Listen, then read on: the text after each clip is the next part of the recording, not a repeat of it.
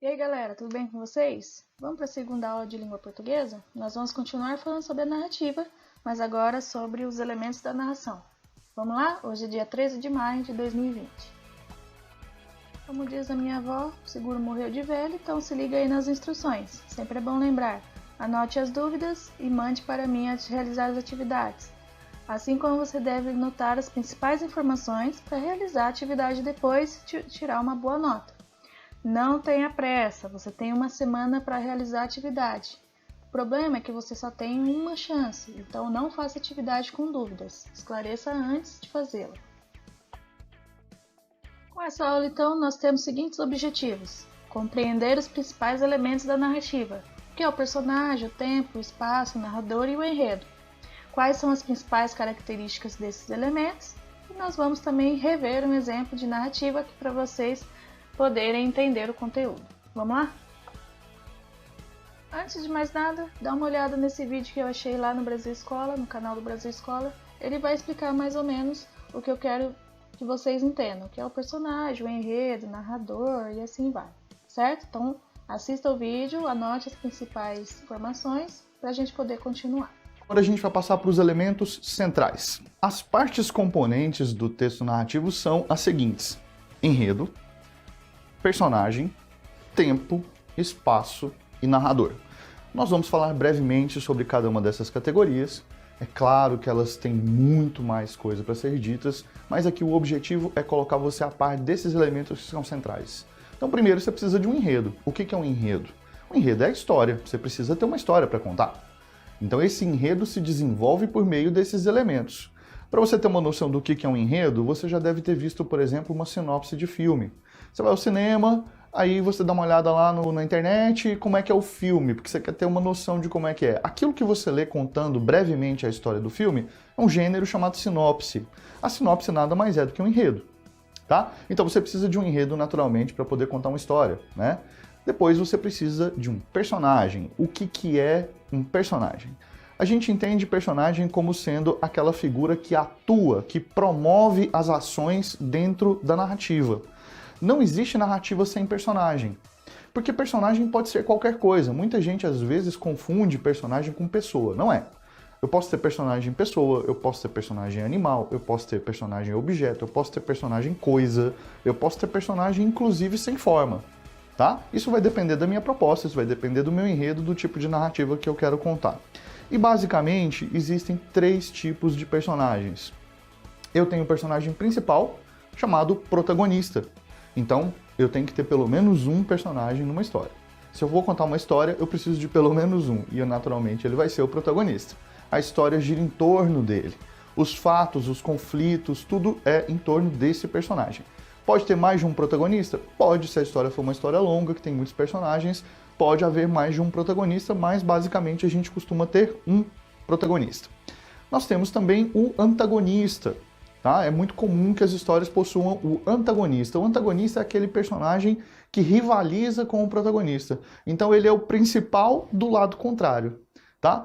Muito comum em histórias que são divididas entre bem e mal, entre o mocinho e o bandido, né? Então o mocinho costuma ser o protagonista e o bandido costuma ser o personagem antagonista. Mas naturalmente isso não é uma regra, nós temos histórias que não são divididas dessa forma e possuem protagonista e antagonista. O grande lance é, na hora que você cria essa história, o protagonista deve ser criado de modo a simpatizar com o leitor. Já o antagonista deve criar essa antipatia, vamos dizer assim, para que se fique bem identificado que ele é o personagem que rivaliza com o protagonista. Além desses 2 personagens, existem outros vários tipos que nós vamos colocar dentro de uma categoria chamada secundários. Então, aqueles personagens que não são os principais, que atuam na história ajudando ou auxiliando ou simplesmente aparecendo na história, nós vamos chamar de secundários. São personagens menores. Tudo bem? Bom, passando agora para a próxima categoria, que é a categoria tempo. Quando a gente pensa em tempo, nós estamos pensando em como é que a gente marca isso na história. Então, existem 2 tipos de tempos e existe uma subcategoria de um deles. Vamos começar primeiro falando do tempo que se pode contar, daquele tempo que a gente marca. A isso a gente dá o nome de tempo cronológico. Então, quando uma história começa lá atrás e termina no momento presente, os fatos se dão dentro de uma sequência natural que a gente chama de cronológico. Agora, existe um recurso que é a quebra dessa cronologia. Quando, por exemplo, a gente decide começar pelo fim da história. Depois a gente conta um outro fato que acontece no meio. Depois, lá no final, quando você está terminando de ler o texto, você coloca algo que aconteceu no início. Uma história que possa ser contada de trás para frente ou com os fatos todos misturados.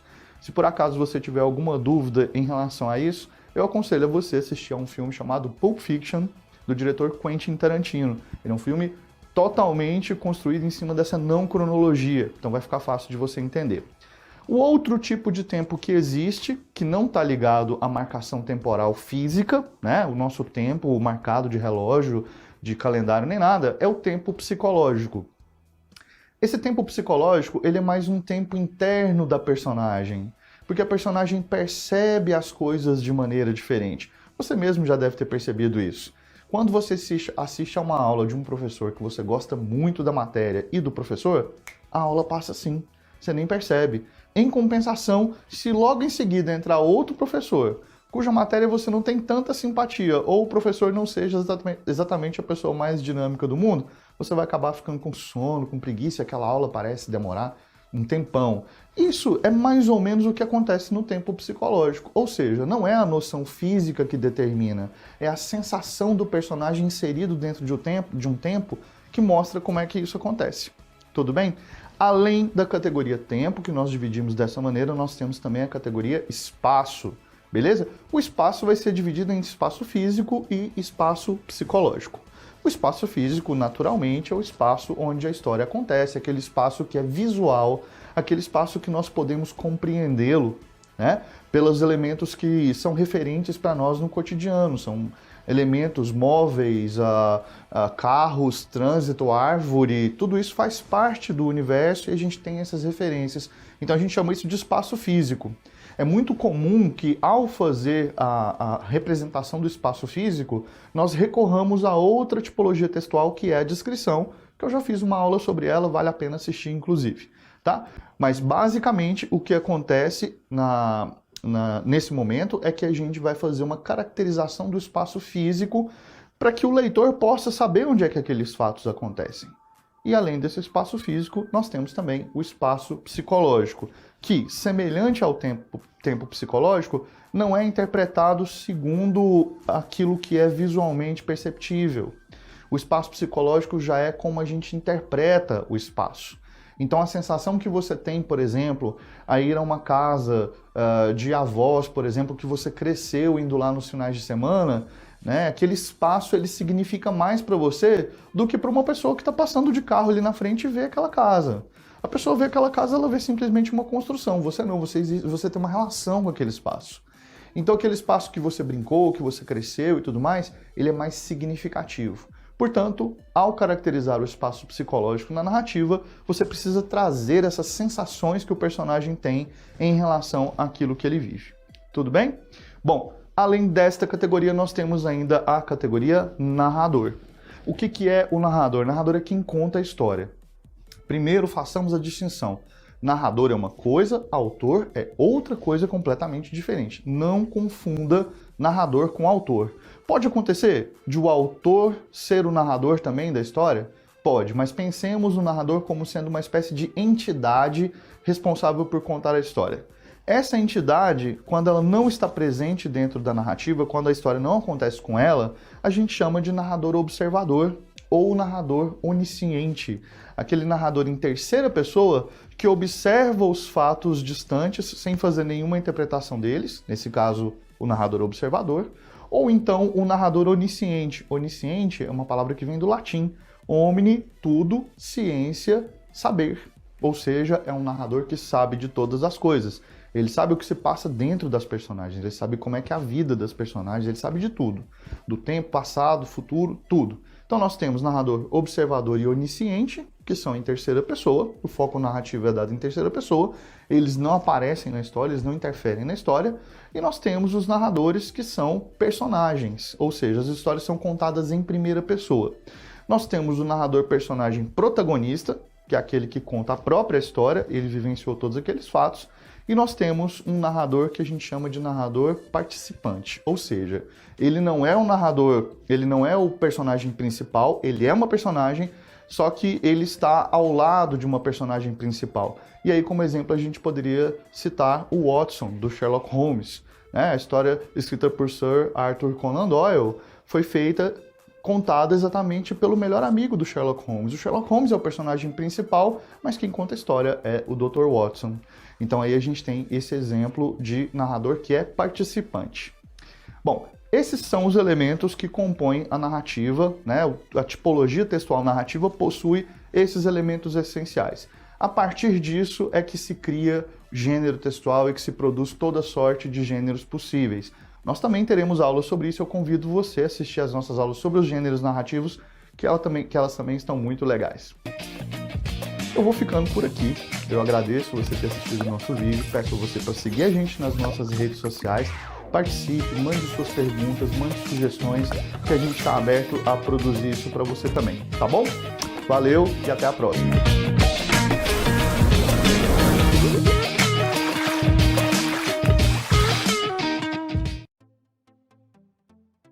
Depois de assistir o vídeo, então, você percebeu que os elementos da narrativa são os personagens, que são aqueles que atuam na história, ou seja, eles fazem as ações. Presta atenção, quem faz a ação não precisa ser uma pessoa, pode ser um animal, como nós vimos na fábula, pode ser um objeto ou qualquer outra coisa, certo? Então nós temos 3 tipos de personagens, basicamente. O protagonista é o personagem principal, é aquele personagem com quem a gente se identifica, a gente torce por ele, certo? O antagonista é o rival do protagonista, é geralmente aquele personagem que a gente não vai com a cara dele. E depois nós temos os secundários, que são os personagens coadjuvantes que quase não aparecem na história. Tem uma fala ou outra, ou às vezes só são citados ali, mas eles não têm ação na história. Depois nós temos o espaço, que é onde acontece a história. Pode ser o espaço físico, uma casa, a rua, um quarto, uma cidade, um país, tanto faz. Pode ser um espaço psicológico, que depende das sensações do personagem. Então, o personagem tem a sensação, por exemplo, de estar embaixo d'água, mas é somente uma sensação, certo? Depois nós temos o tempo, que é quando acontece a história, e o tempo pode ser de 2 formas. Cronológico, que é o tempo do relógio, aquele que a gente pode contar. Um dia, certo dia, era uma vez, certo? Nós temos como fazer a contagem do tempo. Ou um tempo psicológico, que também depende das sensações do personagem. Então o personagem parece que ele acha que durou um dia, que parece que durou 200 anos. Tudo isso depende do psicológico, da sensação que o personagem tem na história. Nós temos também um enredo, que é a história em si. Então toda a história nós podemos resumi-la, certo?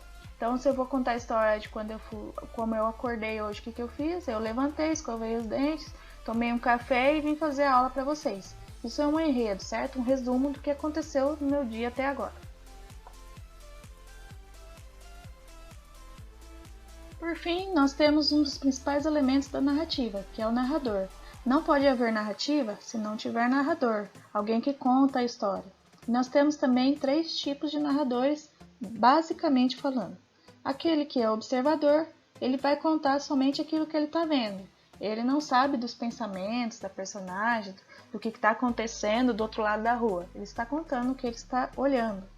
Nós temos um personagem, um narrador onisciente. Ele sabe tudo o que acontece, inclusive o que passa na cabeça dos personagens. Então ele sabe o que o personagem está pensando.